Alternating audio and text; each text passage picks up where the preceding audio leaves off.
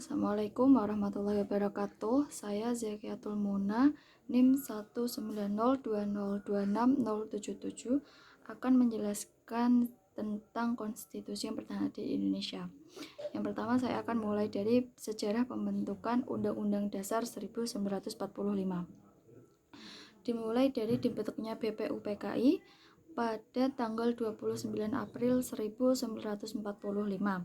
Sejarah pembentukan BPUPKI sendiri dimulai dari janji Jepang kepada Indonesia yang mulanya akan menjanjikan akan memberikan kemerdekaan kepada Indonesia. Namun hal itu tak kunjung juga dilakukan. Akhirnya Jepang membentuklah BPUPKI.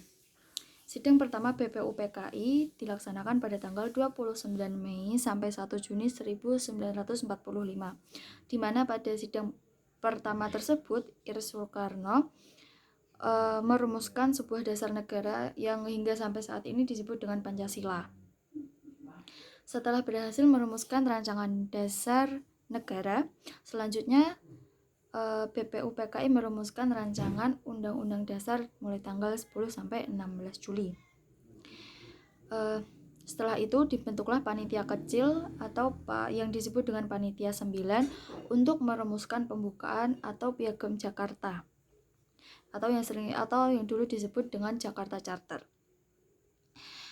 Setelah hal itu dirumuskan pada tanggal 11 Juli 1945, panitia perancang Undang-Undang Dasar secara bulat menerima Piagam Jakarta sebagai pembukaan dari Undang-Undang Dasar 1945. Kemudian naskah rancangan Undang-Undang Dasar 1945 dibuat pada sidang kedua BPUPKI pada tanggal 10 sampai 17 Juli 1945. Lalu pada tanggal 18 Agustus 1945, PPKI mengesahkan Undang-Undang Dasar 1945 adalah Undang-Undang Republik Indonesia.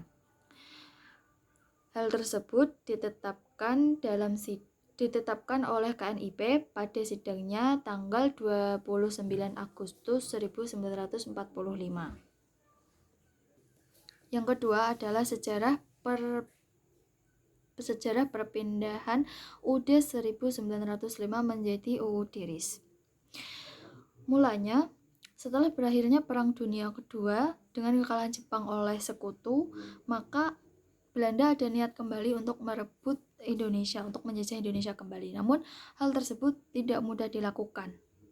Oleh karena itu, Belanda membentuk sebuah politik adu domba seperti mensponsori dan mendirikan negara-negara bagian seperti negara Sumatera, negara Jawa Timur, dan negara Pasundan.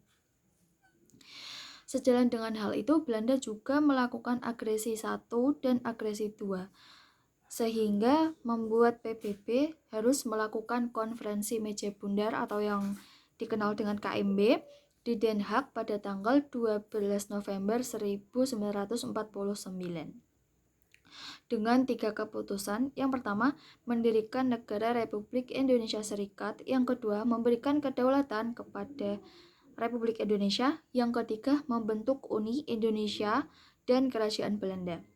Setelah kesepakatan tersebut, maka teks Konstitusi Republik Indonesia resmi disetujui oleh Komite Nasional Pusat pada tanggal 14 Desember 1949 dan mulai berlaku pada tanggal 27 Desember 1949. Yang ketiga adalah sejarah terbentuknya UUDS 1950. Untuk negara yang baru saja terbentuk, tentu saja negara kesatuan adalah bentuk yang cocok daripada negara federal.